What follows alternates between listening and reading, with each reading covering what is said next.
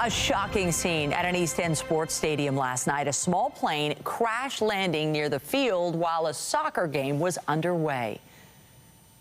Good afternoon. Remarkably, no one was injured after the aircraft with 3 people inside crash landed at Monarch Park Stadium on its way to Billy Bishop last night. Today, Transport Canada officials are on scene investigating and believe an engine failure led to the accident.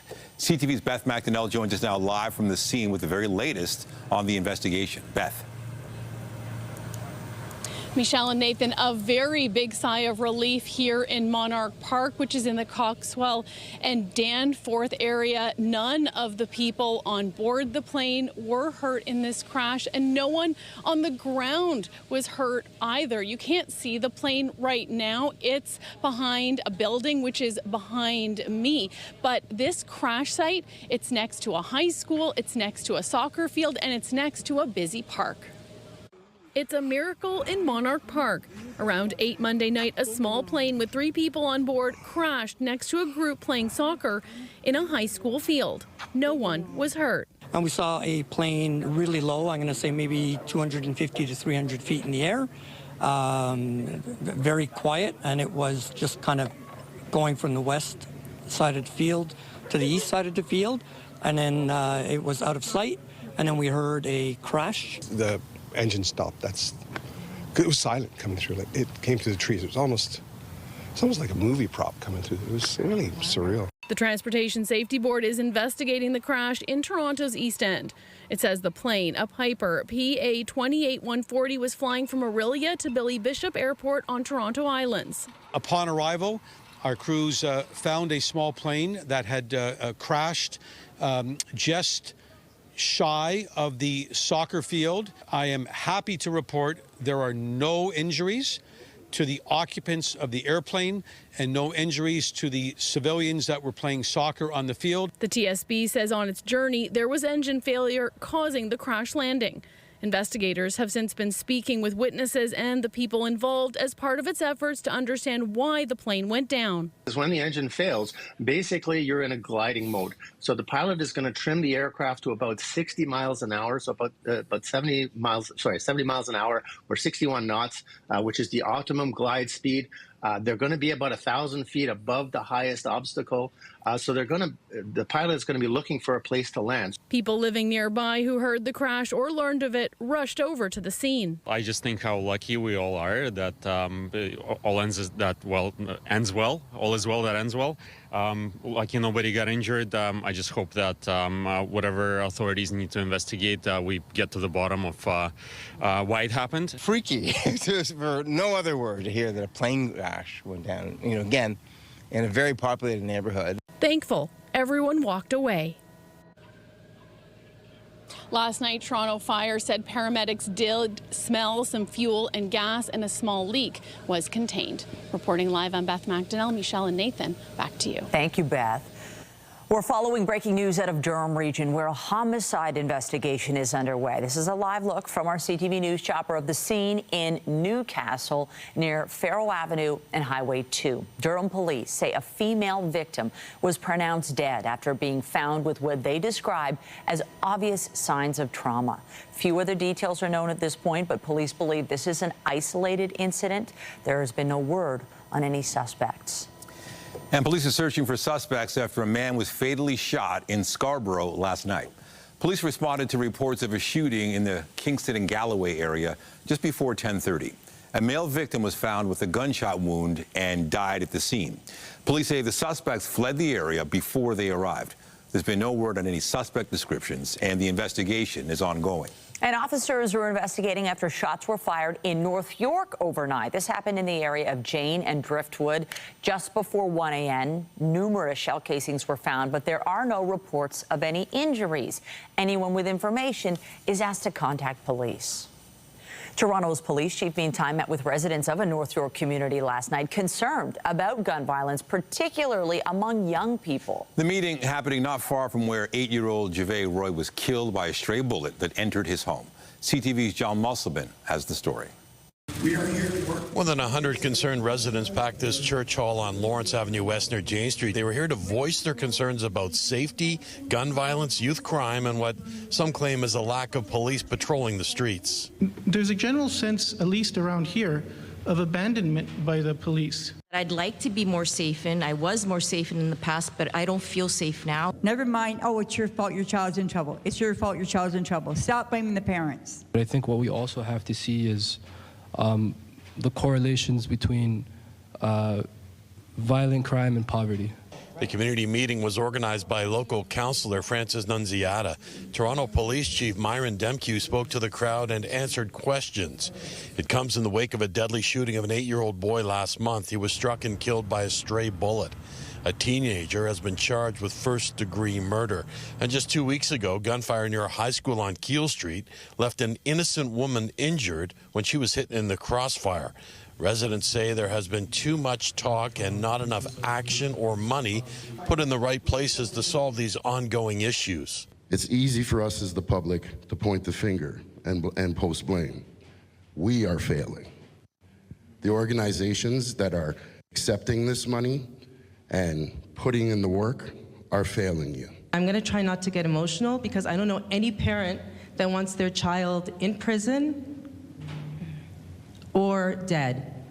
And this University of Toronto student who moved to Toronto from the city of Chicago 7 years ago offered a warning about youth gun violence if it's left unchecked. Please, please, please work with these young people in these streets before it get to a point where you're not going to be able to stop it. Our experience here in Toronto is that over 85% of firearms that we can trace, and this is an important point, that we can actually trace, are from the United States. Concerned residents say there is a direct connection between poverty and crime, and what neighborhoods need are better after-school programs for young people and job opportunities to help stem the flow of youth violence before it starts. John Musselman, CTV News. In Oshawa, 3 suspects have been arrested after a violent carjacking. The police pursuit caught on camera. There's a black fence here with hay in the middle. Just easy over that fence. Yeah, sorry, that's subject is being taken into custody here. Officers were able to track down the suspects in a field with assistance from the police helicopter high above. Police say a victim was assaulted in a parking lot near Nonquan Road and Mary Street around 10:30 on Saturday night, and 3 suspects took off in his vehicle. When police tried to stop the car, it crashed into a field and the suspects got out and ran. Officers say a large knife and an airsoft gun was found on one of the suspects. A 30-year-old of no fixed address and a 19- and 20-year-old from Scarborough are all facing charges. The verdict in the sex assault trial of Toronto City Councillor Michael Thompson is set to be delivered today in a Midland courtroom. The longtime politician is accused of sexually assaulting 2 women at a cottage over the Canada Day long weekend back in 2022. CTV's Natalie Johnson has been monitoring the trial, and she joins us live now with the latest. Natalie. Michelle, nearly a year after his trial began, the Toronto City Councillor accused of sexually assaulting 2 women will find out his fate today. 65-year-old Michael Thompson, who represents Scarborough Centre and has been a sitting councillor for more than 20 years, is accused of sexually assaulting 2 women on Canada Day weekend of 2022. The longtime politician has denied the charges, telling the court that he never did anything inappropriate. The prosecution, though, has alleged that Thompson invited several women to a luxury cottage as a networking event, but then urged them to drink heavy amounts of alcohol and take off their clothes.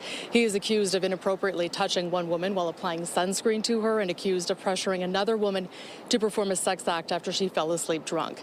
The defense, meanwhile, is alleging that 3 witnesses on the stand lied about the events of the weekend, calling the trial a witch hunt. Now, this trial began last fall, so the verdict that will be issued later today really is months in the making. The judge is expected to deliver that verdict at a Midland court this afternoon. We will bring you the latest tonight at 5 and 6 o'clock. Reporting live for now, I'm Natalie Johnson. Back to you, Nathan and Michelle. Thank you, Natalie. And still to come this noon hour, new concerns over bike lanes on Bloor. Are they impacting emergency response times in the city? The latest chapter in the controversial corridor coming up. And we have more news in a moment, but first there's a live look at the city this afternoon. Clear skies, the water looks lovely as well. Lots of sunshine on this last week of summer as it continues to roll along. Another great day to get outside if you can, as this run of September sun seems to have no end.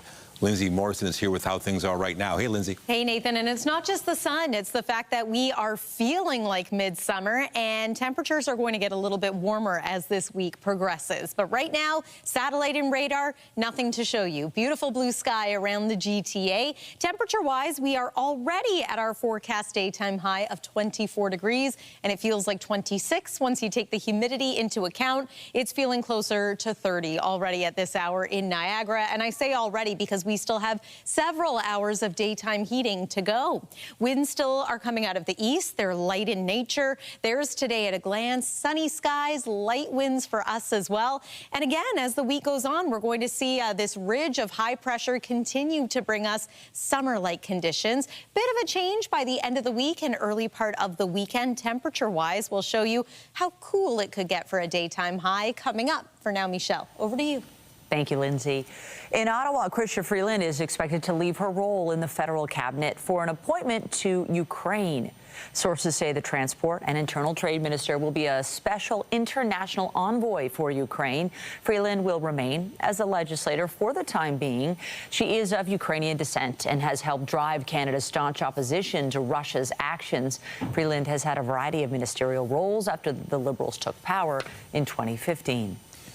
Meanwhile, Freeland and her cabinet colleagues gathered for a meeting on Parliament Hill this morning. The Prime Minister arrived to chair the meeting, one of a series Mark Carney will participate in today. The PM and some cabinet ministers are sitting down this afternoon with Scott Moe. The Saskatchewan Premier was in China earlier this month to meet with officials who oversee tariffs on Canadian canola.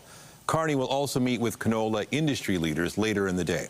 Yesterday, the Prime Minister and other MPs returned for the new session of the House of Commons. Mr. Speaker, why is it that all of this Prime Minister's promises of yesterday turn into today's disappointments?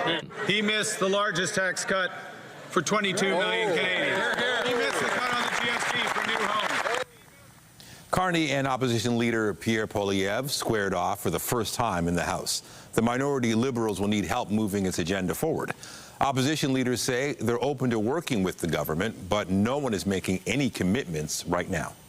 The Assembly of First Nations outlined today what they want to see from the new session of Parliament. With the new session of Parliament, we are releasing an open letter today to all parliamentarians this week to provide an overview of the legislative priorities of the Assembly of First Nations that we've been discussing with chiefs since the end of June. We are also taking the opportunity to remind all parliamentarians of Canada's legal obligations to First Nations when making decisions that impact our inherent rights, our title, and our treaties. The AFN is calling for Ottawa to focus on investments that will benefit all Canadians, strategic capital investments to close a $360 billion First Nations infrastructure gap, and a focus on essential community health services and infrastructure. That includes an urgent $700 million investment to address the opioid drug crisis that First Nations are dealing with. Back in the city, a community group is raising concerns about the contentious bike lanes on Bloor Street. Despite the court's ruling, the bike lanes can stay. The group is calling on the city to reevaluate, citing impacts to emergency response times in the area. CTV's Sean Leathong was at a news conference held by this advocacy group this morning, and he joins us now. And Sean, what did the group have to say? Well, Michelle, the group is called Balance on Bloor, and they point to the division between the bike lane, which is on this side, and the single lane of traffic along Bloor Street West near Royal York, where cars go back and forth, saying it's far more traveled by vehicles. And because it only has one lane, it actually clogs up the area, and it becomes a problem for emergency vehicles. So to give you a backgrounder, these bike lanes were installed in 2023, and over the past 2 years, this group says they've been trying to get proper information that would focus on what emergency emergency vehicles have been able to do and what the response times have been in that time. So they launched a Freedom of Information request, and they got some response times for the area, and they did their own calculations, which they say show that emergency vehicles have had increased response times. In one area not too far from here at Old Mill, they say the response time for a fire truck has gone up 143 seconds since the bike lanes were installed. And what they've been calling on is the local councillor and City Hall to acknowledge them and acknowledge this information, but say they are being stonewalled. A little while ago, we spoke to Cody McRae from Balance on Bloor. Here's what he had to say. All along the corridor, response times have gone up. That's what it shows. It shows numerous instances along this corridor where response times have been increased. The problem is that at the time, the deputy fire chief, he's now our fire chief, Jim Jessup, has misled the public and stated that response times at ward level have improved. Well, great, we're not talking about ward level. This area where we're standing has zero impact to Brown's Line or zero impact down on Lakeshore, when it's residents here that are being negatively impacted by the changes that have happened.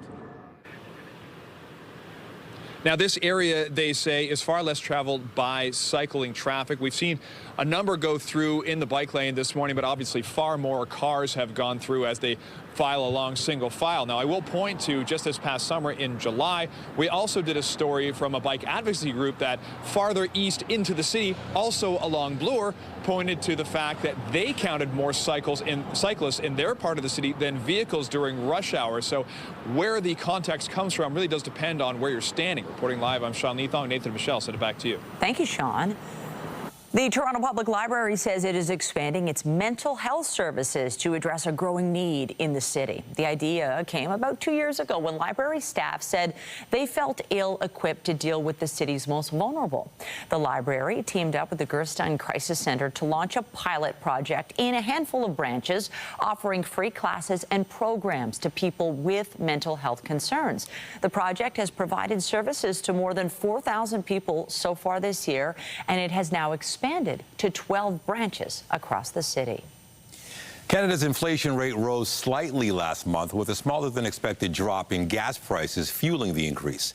Stats Canada reports the Consumer Price Index increased 1.9% in August, a slight increase from the 1.7% bump in July.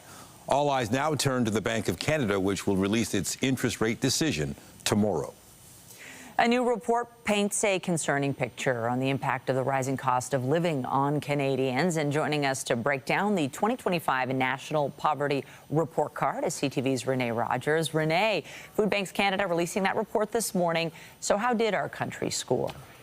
Well, Michelle, I guess it depends on how you look at it. On one hand, our score is up slightly from last year. We got a D- when it comes to the federal government's efforts to address poverty. But this year we got a D, still a pretty dire grade. Now, this comes from the Food Banks Canada's National Poverty Report Card for 2025. And as you can see on your screen, it's an average. The overall D is an average of a few different criteria. The first being unemployment, where we got an F, a failing grade. The report says joblessness is up by 34% since 2023, with youth feeling it the most. Then on food security, another failure, with more than a quarter of households struggling to afford food in 2025. That's up from just over 18% in 2023. Now, we do slightly better on the third piece of criteria, and that criteria is legislation from the federal government to address these kinds of issues. We got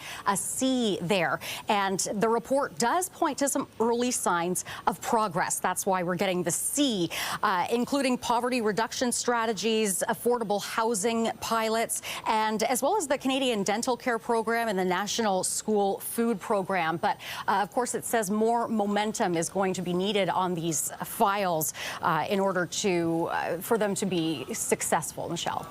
Well, Renee, those are certainly not grades you want to bring home to your parents, Right. but there is a glimmer of hope in reducing food insecurity in particular. What solutions are being proposed here? So it is proposing 3 different solutions, Food Banks Canada. The first one is, it seems a lofty goal, and that is to reduce food insecurity in Canada by 50% by 2030. So that is just in 5 years' time. The other strategy that it recommends is enshrining automatic tax filing into law, making it the law that your taxes are automatically filed. It says that that would unlock billions in unclaimed benefits for low-income Canadians. Thirdly, it wants the government to review and modernize supports for low-income workers. It specifically points to employment insurance, also the Canada Disability Benefit. But there's something to keep in mind here, and that is that the federal government is shifting its priorities towards restraint and defense spending. So it now remains to be seen how much the government is going to put towards poverty reduction strategies in its upcoming budget, which had been largely expected for next month. Now we're hearing reports, though, Michelle, according to CTV political chief correspondent Vashi Capellos, that that budget could be delayed further until November. So it could be still a little while yet before we see exactly what the government's plan is moving forward. CTV's Renee Roger in the National Newsroom. Thank you. You're welcome. Meanwhile, the Daily Bread Food Bank is launching its Thanksgiving food drive this week. The food bank has a goal of raising $4.4 million and 225,000 pounds of food. This year, food banks in Toronto are expected to see more than 4 million visits, almost 5 times pre-pandemic levels. Daily Bread now serves more than spends more than $20 million a year on food. In the Middle East, the Israeli military says it began expanded ground operations in Gaza City overnight. Israel carried out a large wave of airstrikes. In the coming days, 2 divisions of the military are expected to advance into new areas of the city that are currently not under Israeli control. Israel estimates there are as many as 3,000 Hamas militants still in the city. Gaza health officials say at least 40 people were killed in the early hours of the assault. A United Nations inquiry has found Israel has committed genocide. It says top Israeli leaders, such as Prime Minister Benjamin Netanyahu, had incited these acts. The one is the Prime Minister, the other the President, and the third is the former Minister of Defense. And we said that since they acted as agents of the state, then the state of Israel is responsible. The report finds Israel has committed 4 of the 5 categories of actions that constitute genocide, as laid out in the 1948 UN Genocide Convention. The Israeli ambassador to the UN rejects the accusations. Israel categorically rejects the libelous rant published today by this Commission of Inquiry.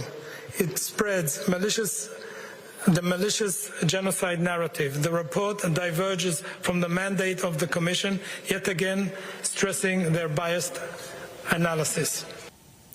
A New York judge has dismissed terrorism charges against Luigi Mangione in the state's case over the murder of United Healthcare CEO Brian Thompson.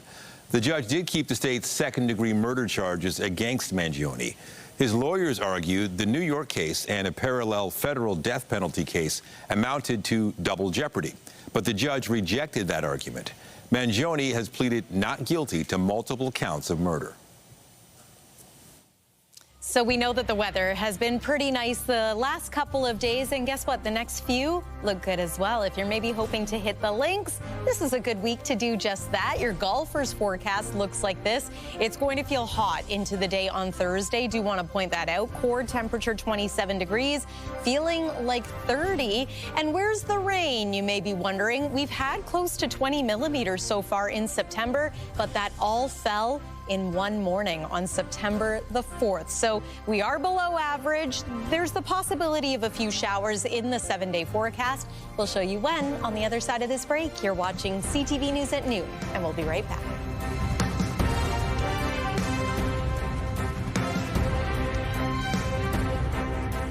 When you see it happen, send it to CTV News. Text 10400. From your screen to ours. Text 10400.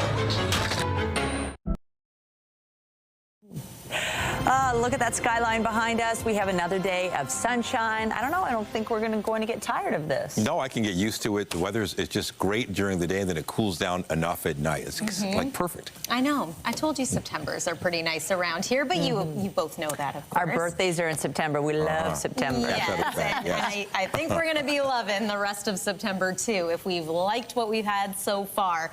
Much of the same today as we had yesterday. Tomorrow's going to be similar.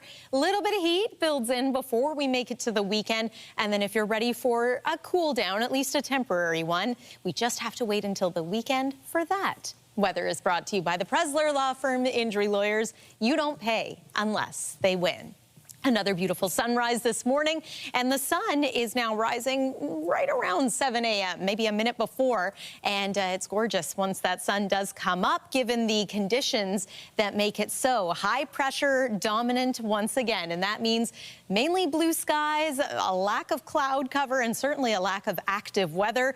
If you are waiting for some rain, maybe your lawn is, your garden, well, we might have to wait a little while before we get a good soaking, but we do have the possibility of a few showers as we make our way toward the end of this week and then the beginning of next week. So we'll talk about that in just a moment. First, though, temperature-wise, we are still 24 degrees at this hour. It feels like 26. Once again, it's quite hot in parts of northern Ontario today. Our forecast high, we're already there, 24 degrees. Expecting it to be about 25 today in places like Bancroft and Peterborough, Kingston, 26 degrees in Niagara Falls, and at the height of the day, it's going to feel into the 30s. So some heat to go along with that sunshine. Right now, Fort Severn is the hot spot in the province at 26.9 degrees.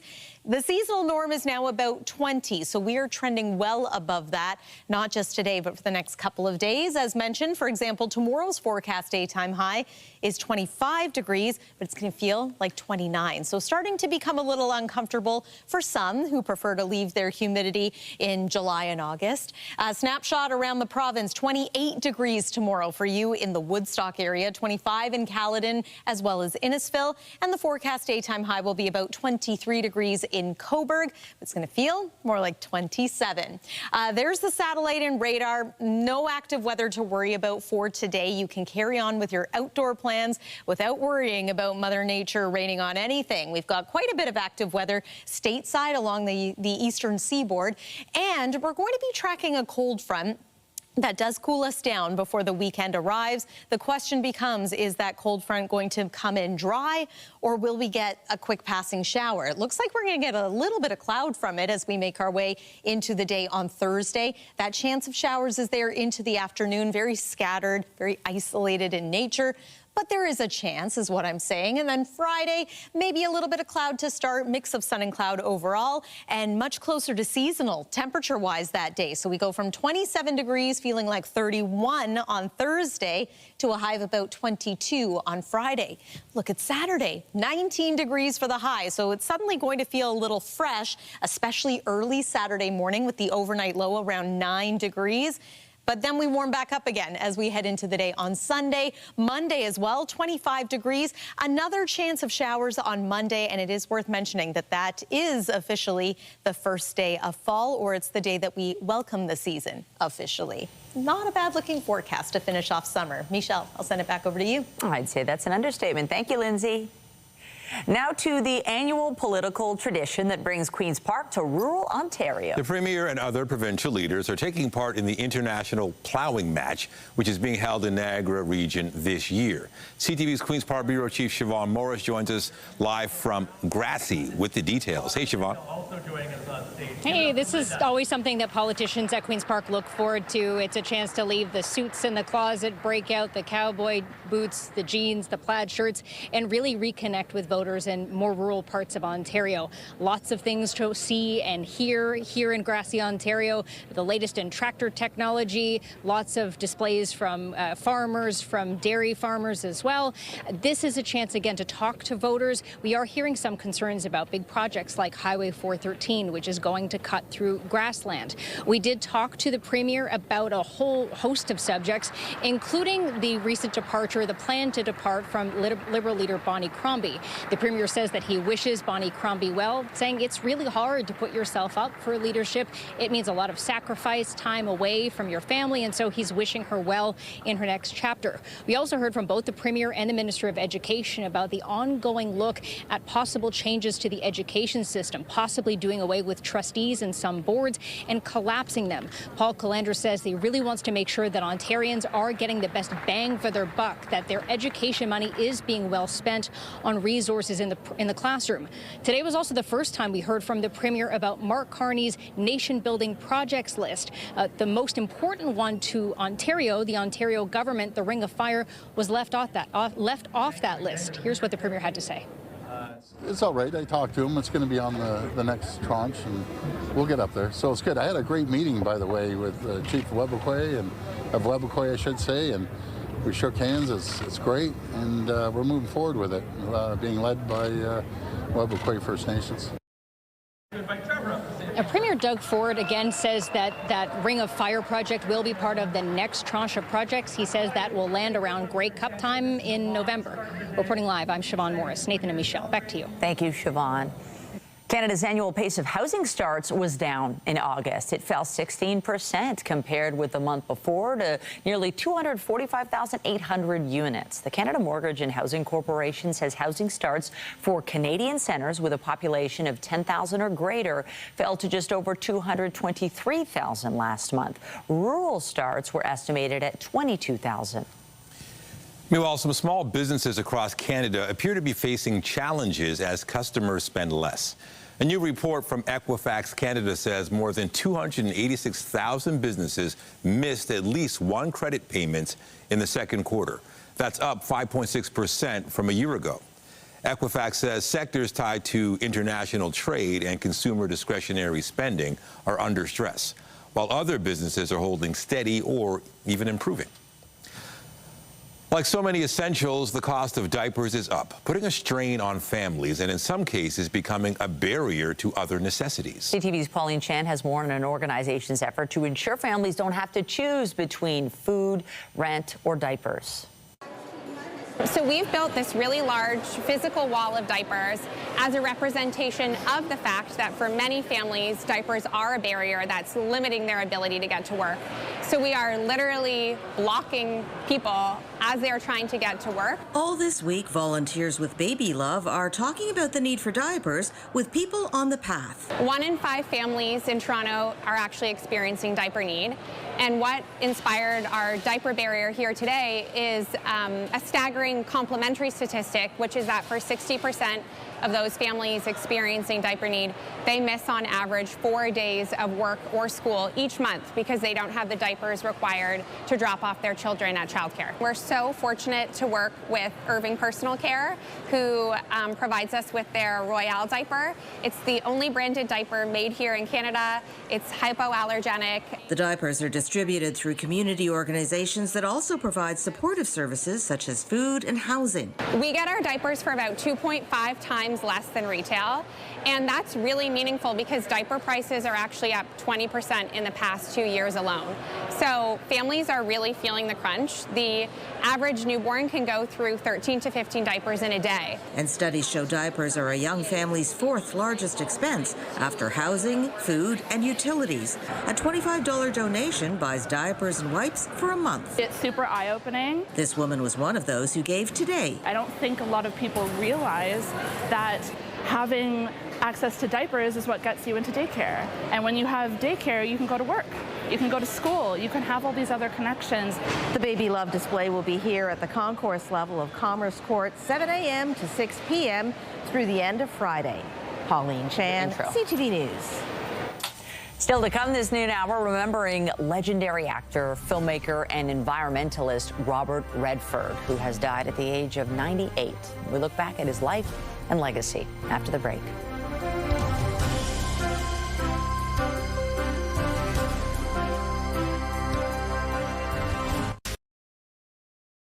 Air Canada says the union representing its flight attendants has requested mediation be canceled after members voted against a wage agreement earlier this month. In a statement, the airline says CUPE asked to dispense with the mediation process.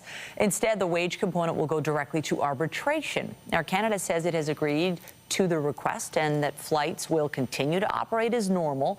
The recent strike by flight attendants grounded more than 3,000 flights, stranding about 550,000 passengers.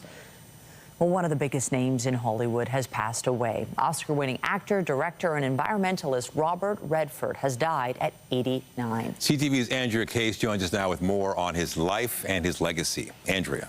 Michelle and Nathan, good afternoon. Well, it can't be understated what an impact Robert Redford had on the film community. He was a man who used his force for good, stepping away from in front of the camera and changing the industry, giving a voice to filmmakers who may not have had a voice, and fighting for the rights of others before it was trendy to do so.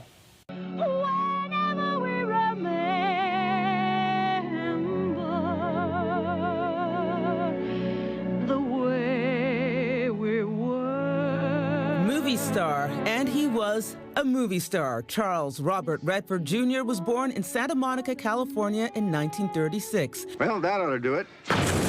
Use enough dynamite there, Butch? A career in acting began on television. He then moved on to Broadway and film. His good looks cemented his leading man status, but Redford was more than just a pretty face and turned down roles which would stereotype him. Robert Redford was someone who I think wasn't always given credit for his enormous talent as an actor, simply because he was too good looking. He had the Brad Pitt syndrome that people, I think for a while, just refused to take him as seriously as he deserved to be taken as an actor. But then you look at those films and you place them back to back to back. You see how different they all are, and you see that the common link is Robert Redford. He made his directorial debut with the family drama Ordinary People in 1980. It garnered him his first Academy Award. Redford stood for many causes, bringing his star power attention to causes including political activism, the environment, Native American and Indigenous peoples' rights, and LGBTQ rights. Robert Redford co-created the Sundance Film Festival in 1985, taking place where he lived in Utah in the middle of winter. In his words, make it weird. Our job and our role is to create a space and a platform to bring new voices and new ways of seeing the world using independent film to this place. That's it. We're not interested in the money. That's somebody else's issue. Redford was married twice and had 4 children and 7 grandchildren. He died in his sleep this morning at home in Utah, surrounded by those he loved. Robert Redford was 89. As you can imagine, reaction is coming in after the news was passing. Around 8 o'clock this morning, we heard co-star Jane Fonda says she can't stop crying over Robert Redford's death. And Barbara Streisand says, of course, that this is someone that she loved. Coleman Domingo said, "Thank you, Mr. Redford, for your everlasting impact. It will be felt for generations." Marley Matlin posted, "A genius has passed." For CTV News, I'm Andrea Case. Michelle, I'll send it back to you. Thank you, Andrea. Canadian children's author Robert Munsch has been approved for medical assistance in dying. A profile in the New York Times revealing Munsch applied for MAID not long after being diagnosed with dementia. The 80-year-old went public with his diagnosis in 2021. Munsch has written more than 70 popular children's books over the years, including The Paper Bag Princess and Love You Forever. It's been more than 5 years since the World Health Organization declared a COVID-19 pandemic, but cases are starting to pick up again, both in Canada and the U.S. And as CTV's Heather Wright reports, it comes at a time of increased vaccine hesitancy.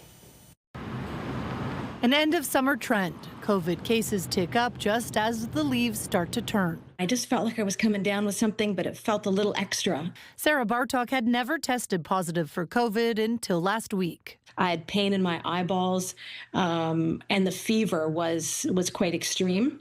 While it's still too early for influenza and RSV, COVID cases are up in many parts of the country.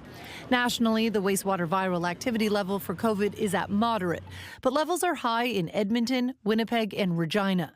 While experts don't predict this year's virus to be very different from the past, they are encouraging people to stay home when sick and get vaccinated, especially older Canadians. We know if we look at hospitalization and death, it really is overwhelmingly in that age cohort, especially in those over 80. This year's respiratory virus season comes at a time of heightened vaccine hesitancy, fueled in part by decisions made south of the border.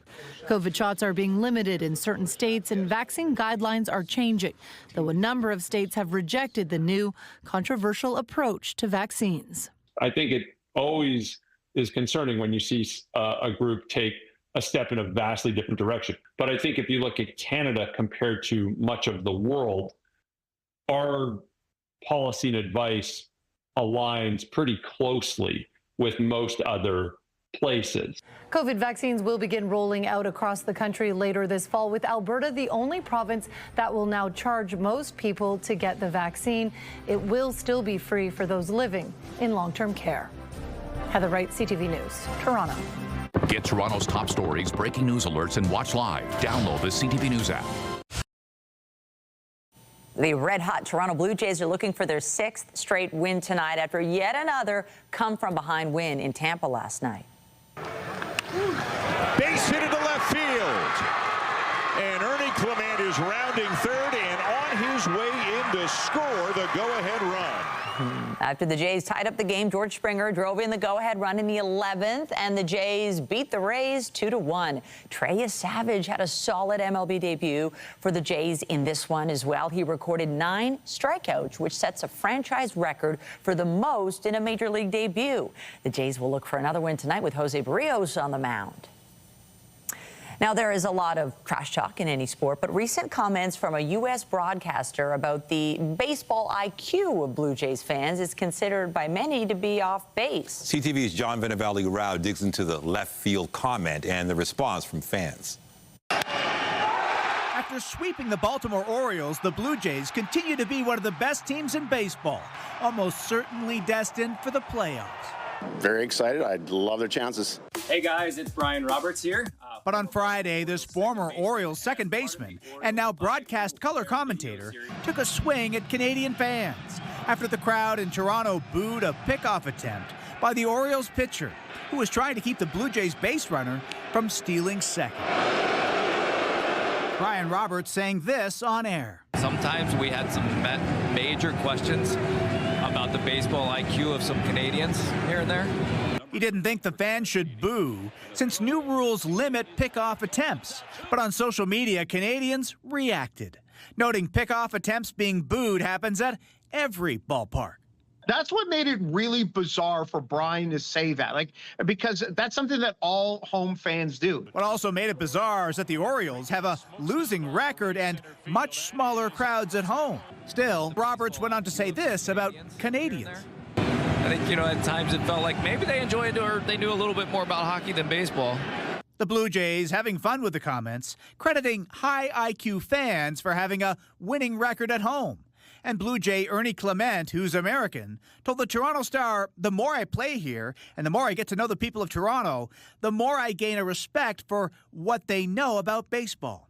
We know a lot about hockey, but we know just as much about baseball. We're a very intelligent group here in Canada. And during a broadcast on Sunday, Roberts changed course and said he was sorry. I hope that they will accept my sincere apology for what I said on the air the other day. As for Blue Jays fans, they're now focused on the last 2 weeks of the regular season and hoping to show America in the playoffs just how baseball mad Canadians can be. John Vennavally-Rao, CTV News, Toronto.